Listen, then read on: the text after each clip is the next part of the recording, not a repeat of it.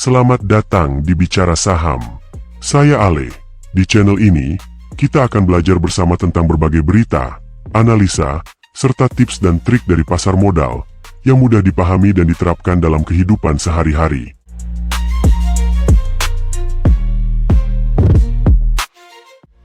Sobat investor, pernahkah sobat merasa terkejut saat melihat iklan sebuah produk yang begitu familiar, namun ternyata ada cerita tersembunyi di baliknya? Kali ini kita akan membahas taktik tersembunyi yang digunakan oleh perusahaan multinasional yang terafiliasi dengan Israel agar tetap laris manis di Indonesia. Mulai dari klaim 100% asli Indonesia hingga strategi iklan yang penuh muslihat. Jangan kemana-mana, kita bongkar bersama rahasianya. Siapa sangka, merek-merek terkenal yang kita lihat sehari-hari ternyata memiliki hubungan yang rumit dengan Israel. Unilever Indonesia, Nestle Indonesia, hingga Danone, semuanya masuk dalam daftar boikot produk yang diterbitkan oleh Yayasan Konsumen Muslim Indonesia. Berbagai cara dilakukan perusahaan-perusahaan ini untuk tetap bertahan di pasar Indonesia.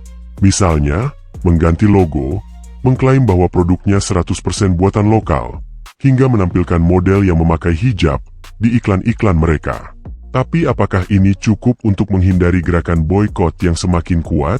Sebagai konsumen, kita perlu memahami bagaimana gerakan boikot ini bekerja. Masyarakat terus menggencarkan kampanye melalui media sosial dan berbagai platform digital, menyerukan boikot terhadap produk-produk terafiliasi Israel. Fatwa Majelis Ulama Indonesia menjadi panduan penting dalam menentukan sikap, terutama bagi umat muslim di Indonesia. 5 kriteria produk terafiliasi Israel yang diumumkan MUI memberikan arahan jelas. Mulai dari mayoritas saham yang dimiliki entitas dengan afiliasi Israel, hingga nilai-nilai perusahaan yang bertentangan dengan Pancasila. Yayasan Konsumen Muslim Indonesia sangat mendukung langkah MUI ini, ujar Ahmad Himawan, Direktur Eksekutif Yayasan Konsumen Muslim Indonesia. Menurutnya, kriteria tersebut menjadi dasar kuat untuk memilih produk yang benar-benar bebas dari afiliasi Israel. Tetapi apa sebenarnya dampak dari boikot ini? Berdasarkan survei terbaru dari goodstats.id, aksi boikot sudah cukup masif. Tercatat 70,2% responden mendukung gerakan ini, dan 77,2% diantaranya bahkan secara aktif melakukan boikot dalam keseharian mereka. Menariknya, motif di balik gerakan ini cukup beragam. Solidaritas terhadap Palestina menjadi alasan utama, disusul keinginan untuk menekan Israel, dan alasan agama atau keyakinan. Apakah kamu salah satu yang ikut dalam gerakan ini? Saat ini, ada 10 merek yang menjadi target prioritas boikot oleh Yayasan Konsumen Muslim Indonesia, termasuk Starbucks, Danone, Nestle, dan Unilever. Bayangkan, produk-produk yang biasa kita konsumsi setiap hari, ternyata punya koneksi tersembunyi. Dan bagaimana respons perusahaan-perusahaan ini? Mereka berusaha keras mempertahankan bisnis dengan berbagai cara, mulai dari mengubah citra merek hingga memanfaatkan iklan yang menggugah emosi. Tapi, apakah itu cukup? Mampukah taktik mereka melawan kekuatan solidaritas masyarakat? Akhirnya, kita harus kembali pada pertanyaan, seberapa besar dampak dari gerakan boikot ini? Apakah cukup kuat untuk mengubah kebijakan perusahaan global? Kita tunggu saja perkembangannya.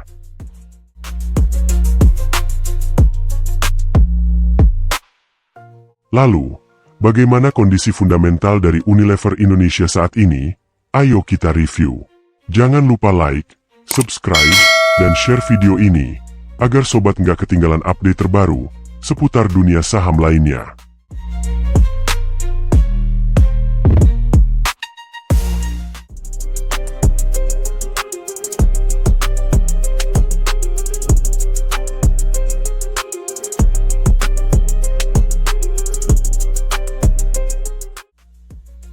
Di sisi lain, di balik penurunan laba dan penjualan, ada satu aspek menarik yang patut diperhatikan. Aset Unilever justru bertambah signifikan. Per Juni 2024, total aset mereka mencapai 19,7 triliun rupiah, naik 3 triliun rupiah dibandingkan dengan Desember 2023 yang hanya senilai 16,6 triliun rupiah. Apa yang sebenarnya terjadi di balik angka ini? Di lain pihak, ekuitas Unilever justru menurun. Dari yang sebelumnya mencapai 3,3 triliun rupiah pada Desember 2023, kini menyusut menjadi 2,8 triliun rupiah di pertengahan tahun 2024. Apakah ini sinyal bahwa perusahaan sedang mengerahkan sumber dayanya dengan lebih agresif? Mungkin ada investasi besar yang tersembunyi di balik perubahan ini. Lalu, bagaimana penambahan aset yang signifikan ini dapat berpengaruh ke kinerja jangka panjang Unilever? Apakah ini tanda positif atau justru langkah yang berisiko? Pertanyaan-pertanyaan ini tentunya mengundang rasa penasaran lebih dalam mengenai strategi besar apa yang sedang digodok di balik layar. Ada satu fakta menarik yang mungkin belum banyak diketahui. Di balik kenaikan aset yang terlihat menjanjikan, liabilitas Unilever justru melonjak drastis. Dari 13,2 triliun rupiah pada Desember 2023 menjadi 16,8 triliun rupiah di Juni 2024. Apa yang menyebabkan lonjakan signifikan ini? Apakah Unilever sedang memanfaatkan utang untuk mendanai strategi baru? Atau mungkin ada tekanan lain yang memaksa perusahaan mengambil langkah ini? Peningkatan liabilitas ini tentu menimbulkan tanda tanya besar. Di saat yang sama, penjualan bersih Unilever juga mengalami penurunan. Pada semester pertama 2024, penjualan turun 6,1% dari 20,2 triliun rupiah menjadi 19 triliun rupiah. Sebuah angka yang tidak bisa dianggap remeh untuk perusahaan sebesar Unilever. Penurunan ini jelas bukan sekadar efek musiman, tapi mungkin lebih mencerminkan tantangan struktural yang sedang dihadapi. Apakah ini hanya fenomena sementara, atau tanda bahwa daya saing Unilever mulai melemah di pasar yang semakin kompetitif? Dengan liabilitas yang bertambah dan penjualan yang menyusut, posisi Unilever menjadi semakin menarik untuk diikuti. Bagaimana perusahaan akan menavigasi situasi ini di tengah tekanan pasar yang kian menantang? Jawaban atas pertanyaan ini mungkin akan menentukan apakah Unilever bisa kembali ke jalur positif, atau justru menghadapi tantangan lebih besar di sisa tahun 2024. Masih ada banyak teka-teki yang perlu dipecahkan. Bagaimana Unilever akan merespons kondisi ini? Apakah langkah-langkah mereka cukup kuat untuk membalikan situasi? Terus pantau channel ini untuk mendapatkan update terbaru seputar kinerja perusahaan besar seperti Unilever, dan lihat bagaimana perjalanan mereka menuju akhir tahun 2024. Di balik segala tantangan yang dihadapi, ada satu angka yang seolah memberikan secercah harapan. Beban pokok penjualan Unilever mengalami penurunan dari 10,1 triliun rupiah menjadi 9,5 triliun rupiah. Apakah ini indikasi efisiensi biaya? Penurunan beban ini tampaknya menjadi bagian dari upaya perusahaan untuk menjaga profitabilitas di tengah tekanan pasar. Namun, penurunan beban pokok ini ternyata tidak cukup untuk menahan penurunan laba bruto. Dari 10,1 triliun rupiah di tahun sebelumnya, laba bruto Unilever turun menjadi 9,4 triliun rupiah di semester pertama 2024. Penurunan ini memperlihatkan bahwa tantangan di pasar dan daya beli yang melemah lebih besar dari apa yang bisa diimbangi oleh efisiensi biaya. Penurunan laba bruto ini menimbulkan pertanyaan besar. Apakah strategi efisiensi yang dijalankan sudah tepat? Ataukah masih ada ruang bagi Unilever untuk melakukan penyesuaian lebih lanjut? Di tengah persaingan yang kian ketat, mencari keseimbangan antara efisiensi dan pertumbuhan menjadi semakin penting. Dengan data yang kita miliki sejauh ini, ada banyak tanda-tanda yang perlu kita perhatikan dalam beberapa bulan ke depan. Bagaimana Unilever akan menghadapi paruh kedua 2024? Akankah mereka mampu memutar balik tren negatif ini, atau justru terjebak dalam tekanan yang semakin dalam? Sementara laba bruto menurun, ada satu area di mana Unilever justru terus mengucurkan dana lebih besar, beban pemasaran.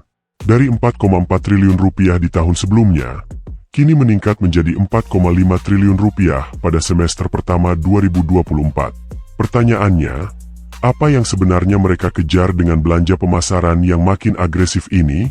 Apakah ini upaya putus asa untuk mendongkrak brand awareness?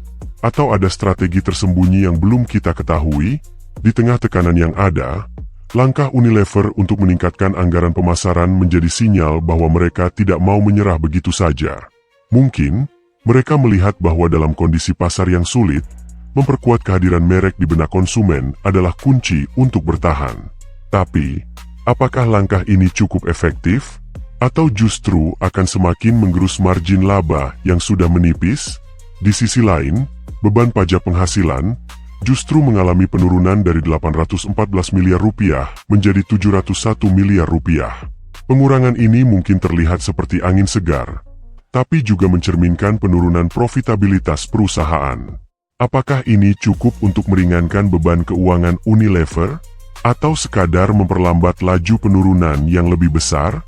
Dengan kondisi seperti ini, Unilever berada di persimpangan penting. Apakah pengeluaran pemasaran yang lebih besar akan berhasil mengubah nasib mereka? Dan bagaimana strategi pengurangan beban pajak ini akan mempengaruhi performa keuangan mereka ke depan? Pertanyaan-pertanyaan ini akan menjadi fokus utama yang menarik untuk kita cermati bersama di paruh kedua 2024. Satu angka lagi yang patut menjadi perhatian serius adalah laba periode berjalan Unilever yang menurun dari 2,7 triliun rupiah menjadi 2,4 triliun rupiah di semester pertama 2024. Penurunan ini jelas menimbulkan pertanyaan, apa yang sebenarnya terjadi di balik penurunan laba yang cukup signifikan ini? Apakah ini tanda bahwa tantangan eksternal semakin menekan? Atau justru ada masalah internal yang belum terungkap? Lebih menarik lagi ketika kita melihat net profit margin Unilever yang kini berada di level 12,9%. Angka ini mencerminkan seberapa besar laba yang dihasilkan perusahaan dari setiap rupiah penjualan. Dengan margin sebesar ini, apakah Unilever masih mampu mempertahankan daya saing di tengah meningkatnya persaingan pasar dan tekanan biaya? Atau justru margin ini akan semakin terkikis seiring dengan berjalannya waktu? Penurunan laba dan tergerusnya profit margin bisa jadi merupakan tanda bahwa Unilever berada dalam fase transisi yang penuh tantangan. Apakah perusahaan ini masih memiliki strategi jitu untuk mempertahankan margin di tengah gempuran faktor-faktor eksternal yang sulit diprediksi? Atau mereka harus segera merombak pendekatan bisnis mereka sebelum terlambat? Ini adalah momen krusial bagi Unilever. Apakah mereka bisa bangkit dari tekanan dan menemukan jalan keluar dari berbagai masalah yang sedang dihadapi? Atau ini justru menjadi awal dari penurunan yang lebih dalam? Ada dua angka kunci yang sering menjadi sorotan ketika mengevaluasi kesehatan finansial sebuah perusahaan, dan dalam kasus Unilever, angka ini memberikan pandangan yang menarik. Return on Assets Unilever mencapai 25% di semester pertama 2024. Ini berarti setiap aset yang dimiliki Unilever mampu menghasilkan laba yang cukup signifikan. Tapi apakah angka ini cukup untuk menutupi berbagai tekanan yang sedang dihadapi? Dan apakah ini pertanda bahwa aset yang bertambah belum tentu menjadi beban, tapi justru peluang? Di sisi lain, return on equity Unilever bahkan lebih mengejutkan, mencapai 172,7%. Angka ini menunjukkan bahwa modal ekuitas yang dimiliki mampu menghasilkan pengembalian yang luar biasa besar. Namun, di balik angka yang mengesankan ini, ada pertanyaan mendasar. Apakah tingginya ROE ini mencerminkan potensi pertumbuhan yang sehat, atau justru adanya ketergantungan yang terlalu besar pada utang untuk menopang keuntungan? Angka ROA dan ROE yang tinggi memang terlihat mengesankan, namun dalam konteks penurunan laba dan profit margin, ini bisa menjadi pedang bermata dua. Apakah ini benar-benar mencerminkan kinerja yang solid, atau justru menutupi risiko yang lebih besar? Dengan beban liabilitas yang meningkat dan tantangan operasional yang belum reda, angka-angka ini mungkin lebih kompleks daripada yang terlihat sekilas. Kedepan, kita akan melihat bagaimana Unilever mampu mengelola aset dan ekuitasnya untuk tetap menghasilkan return yang menguntungkan di tengah badai tantangan. Akankah perusahaan ini mampu menjaga stabilitasnya? Atau justru akan menghadapi turbulensi yang lebih besar? Jangan lewatkan update selanjutnya di channel ini untuk mengikuti bagaimana perjalanan Unilever menuju akhir 2024. Ketika melihat struktur keuangan Unilever, satu angka yang langsung mencuri perhatian adalah debt-to-equity ratio yang mencapai 590,6%. Ini artinya, tingkat utang perusahaan jauh melampaui modal ekuitasnya, hampir 6 kali lipat. Dengan rasio setinggi ini, apakah Unilever sedang bermain dengan risiko besar? Atau ini adalah strategi berani yang dirancang untuk mendongkrak profit di tengah tekanan bisnis? Satu hal yang pasti, angka ini memberi kesan bahwa Unilever mungkin terlalu bergantung pada utang untuk menjalankan operasinya. Beralih ke current ratio, angkanya berada di level 60,7%. Ini menandakan bahwa untuk setiap Rp1 kewajiban jangka pendek, Unilever hanya memiliki aset lancar senilai Rp0,6. Dengan rasio yang lebih rendah dari 1, bisa dibilang bahwa likuiditas jangka pendek Unilever berada di zona rawan. Apakah ini indikasi bahwa Unilever sedang berjuang memenuhi kewajiban jangka pendeknya? Atau mungkin mereka punya strategi tersembunyi yang belum kita ketahui? Dengan debt to equity ratio yang sangat tinggi dan current ratio yang tergolong rendah, ada ketidakseimbangan yang perlu diwaspadai. Di satu sisi, Unilever tampak mengambil langkah agresif dengan utang yang besar untuk membiayai operasi. Namun di sisi lain, kemampuan likuiditasnya untuk menutupi kewajiban jangka pendek terlihat rapuh. Apakah ini pertanda awal dari masalah yang lebih besar? Atau Unilever masih punya jalan keluar untuk menghadapi tantangan ini? Dengan kondisi seperti ini, masa depan Unilever tampak penuh dengan tanda tanya. Bagaimana mereka akan menjaga keseimbangan di tengah struktur keuangan yang sangat berat ke sisi utang? Dan apakah strategi bisnis yang diambil sudah sesuai dengan risiko yang dihadapi? Di tengah berbagai tekanan yang dihadapi, arus kas dari aktivitas operasi Unilever ternyata menunjukkan angka yang masih cukup kuat. Pada semester pertama 2024, arus kas operasional mencapai Rp2,1 triliun. Angka ini seolah memberikan napas lega di tengah penurunan laba dan kenaikan beban utang. Tapi, apakah arus kas ini cukup untuk menopang segala kebutuhan operasional dan kewajiban jangka pendek? Atau justru ini menjadi pertanda bahwa Unilever masih memiliki sumber daya yang bisa diandalkan? Lebih menarik lagi, jika kita lihat total arus kas Unilever hingga akhir Juni 2024, ada peningkatan sebesar Rp1,7 triliun. Peningkatan ini mungkin menjadi secerca harapan bagi perusahaan di tengah kondisi keuangan yang sedang diuji. Namun, pertanyaannya adalah, dari mana peningkatan ini berasal? Apakah dari aktivitas operasional yang solid? Atau justru karena strategi lain seperti penjualan aset atau penambahan utang? Dengan peningkatan arus kas total, Unilever seolah memberikan sinyal bahwa mereka masih memiliki kekuatan likuiditas untuk bertahan. Tapi apakah ini cukup untuk menghadapi tantangan yang semakin kompleks, seperti penurunan penjualan dan kenaikan beban pemasaran? Atau ini hanya penundaan sementara sebelum tekanan keuangan kembali menghantam? Perjalanan Unilever menuju akhir 2024 tampaknya masih penuh teka-teki. Apakah mereka bisa mempertahankan posisi likuiditas yang kuat di tengah segala gejolak? Atau arus kas yang positif ini akan segera terkikis oleh berbagai kewajiban yang membayangi? Di balik perjalanan likuiditas Unilever yang terus menjadi sorotan, ada dua komponen penting yang perlu diperhatikan: penggunaan kas untuk aktivitas investasi dan pendanaan. Pada semester pertama 2024, Unilever menggelontorkan Rp236 miliar untuk aktivitas investasi. Angka ini mengisyaratkan adanya langkah strategis yang mereka ambil, mungkin untuk memperkuat infrastruktur bisnis atau menjajaki peluang baru. Tapi, di tengah penurunan kinerja dan tekanan eksternal, apakah investasi ini benar-benar akan memberikan hasil yang sesuai ekspektasi? Selain itu, ada penggunaan kas sebesar Rp223 miliar untuk aktivitas pendanaan. Pengeluaran ini bisa mencakup pembayaran utang atau mungkin untuk dividen, yang tetap menjadi komitmen Unilever kepada para pemegang saham. Namun, dengan struktur keuangan yang semakin berat di sisi utang, apakah pendanaan ini cukup bijak? Ataukah justru langkah ini bisa menjadi bumerang yang berpotensi menggerus cadangan likuiditas di masa depan? Investasi dan pendanaan memang merupakan dua sisi yang krusial dalam menjaga keseimbangan keuangan perusahaan. Tapi, dengan kondisi yang serba tidak pasti, langkah ini bisa berujung pada hasil yang tidak terduga. Apakah investasi tersebut mampu menghasilkan return yang cukup signifikan? Atau justru menjadi beban tambahan di saat Unilever berusaha menjaga stabilitas?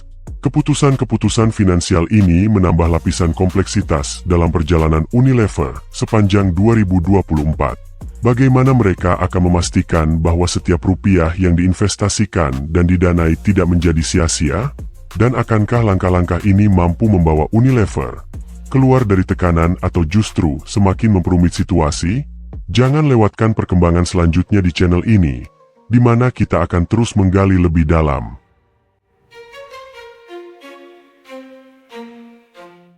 Sobat, sampai di sini video kita kali ini. Bagaimana? Apakah kamu sudah mendapatkan insight yang bermanfaat? Jangan mudah menyerah, dan teruslah belajar. Jika sobat memiliki pertanyaan atau ingin request topik pembahasan selanjutnya, silahkan tinggalkan komentar di bawah. Jangan lupa like, share, dan subscribe channel ini untuk mendapatkan lebih banyak konten edukasi pasar modal yang bermanfaat. Terima kasih sudah menonton, dan sampai jumpa.